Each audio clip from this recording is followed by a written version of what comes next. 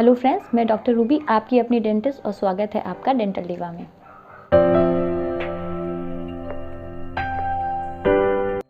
दोस्तों, आज हम बात करेंगे कि आप डेंटल ट्रीटमेंट में अपना बहुत सारा पैसा कैसे बचा सकते हैं। आई एम श्योर आपने ये कभी ना कभी ज़रूर सुना होगा कि dental treatments are so expensive.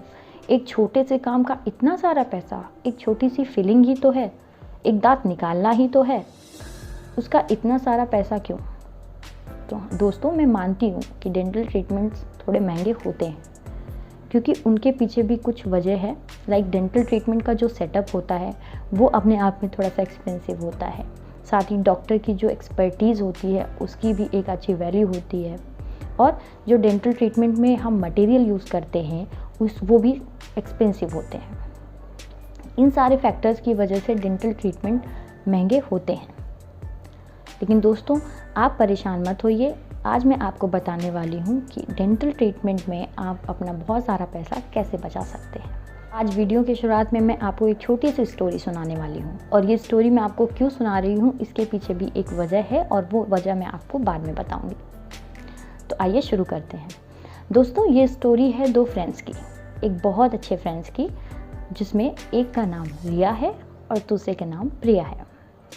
रिया जो कि एक इंटेलिजेंट लड़की है, एक हेल्थ कॉन्शियस लड़की है, बट जो प्रिया है वो थोड़ी सी लापरवाह टाइप की लड़की है या उतनी हेल्थ कॉन्शियस नहीं है।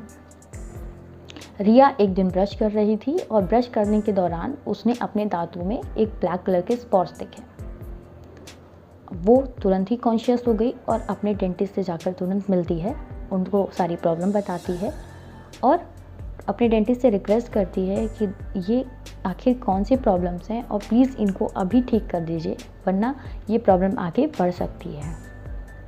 डेंटिस्ट चेकअप करके उसको बताते हैं कि ये आपके दांतों में कैविटी की स्टार्टिंग है, या सरल भाषा में बोलें तो दांतों में कीड़े लगने की शुरुआत है। डेंटिस्ट तुरंत उस कैविटी को रिमूव करते हैं और दांतों के कलर के मटेरियल से उस दांत को फिर से वैसा ही पहले जैसे बिल्डअप कर देते हैं और उसका दांत पहले जैसा नॉर्मल हो जाता है। वैसे ही एक दिन प्रिया ब्रश कर रही थी और ब्रश करने के दौरान उसने भी अपने दांतों में ब्लैक स्पॉट नोटिस किया, बट उसने उतना ध्यान नहीं दिया और उसको इग्नोर कर दिया। अपनी रोज़मर्रा की ज़िंदगी में और सारी बड़ी प्रॉब्लम्स में वो उलझ गई और उसने उसको इग्नोर कर दिया। अब एक दिन रात में सोते समय उसको बहुत तेज़ दर्द हुआ, बहुत ही आसानी दर्द हुआ। वो पूरी रात सो नहीं पाई। अब अगले दिन मजबूरन उसे डेंटिस्ट के पास जाना पड़ा। डेंटिस्ट ने चेकअप करके उसको बताया कि आपके दांतों में जो इन्फेक्शन है या जो कैविटी है वो दांतों की नसों तक पहुंच चुकी है। अब हमें इस दांत को बचाने के लिए दांतों की नसों का इलाज करना पड़ेगा।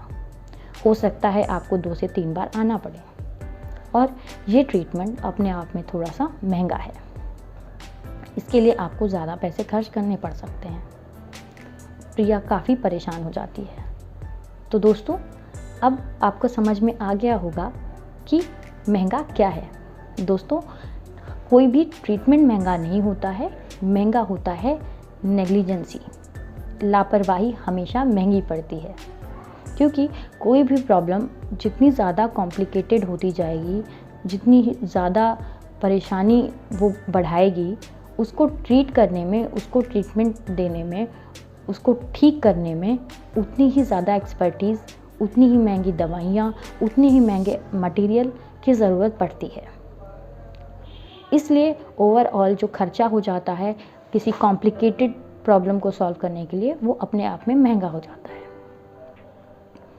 तो अब आप कंपेयर कर सकते हैं कि रिया जो अपनी प्रॉब्लम को इग्नोर नहीं करती है, वो तुरंत अपने डॉक्टर से मिलती है और प्रॉब्लम को तुरंत एक ही विज़िट में, थोड़े समय में, कम खर्चे में ठीक कर लेती है। वहीं प्रिया जो इग्नोरेंस की वजह से बड़ी प्रॉब्लम लेकर अपने डॉक्टर के पास जाती है, उसको ट्रीटमेंट महंगा पड़ता है। तो अब आपको भी समझ आया होगा कि हम डेंटल ट्रीटमेंट में अपना पैसा कैसे बचा सकते हैं। दोस्तों, सबसे अच्छा तरीका ये है, हर 6 महीने पर अपने डेंटिस्ट से ज़रूर मिलें, उनसे अपने दांतों को चेकअप कराएं, रेगुलर हर 6 महीने पे प्रोफेशनल क्लीनिंग कराएं, जिससे आपके दांतों और मसूड़ों में जो प्रॉब्लम हो रही है उसको बहुत ही अर्ली स्टेज पे या बहुत ही शुरुआत में पहचाना जाए और उसका ट्रीटमेंट वहीं कर दिया जाए। इससे आपके समय की भी बचत होगी, आपके पैसे की भी बचत होगी। और आई होप दोस्तों आपको समझ में आ गया होगा कि ये स्टोरी मैंने क्यों सुनाई थी।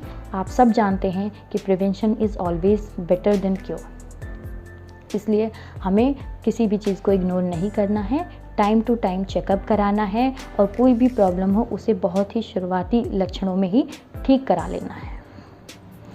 तो आई होप आपको ये जानकारी पसंद आई होगी। अगर पसंद आई है तो प्लीज़ डेंटल डिवा को सब्सक्राइब करें, लाइक करें और बेल आइकॉन को प्रेस करना ना भूलें। अब मैं मिलूँगी नेक्स्ट वीडियो में एक नए टॉपिक पे। तब तक के लिए बाय बाय।